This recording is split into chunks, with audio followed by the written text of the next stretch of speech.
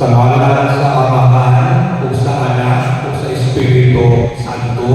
Amen. Ang grasya sa atong Ginoong Jesucristo o ang gugma sa Dios o ang panaghiusa sa Espiritu Santo paanana kaninyo. Maanaaw sa Aron maandan kita pagsahulog sa Santos nga Misa, maghilusog kita sa atong makasalanan. Nagagumpisan ako sa Diyos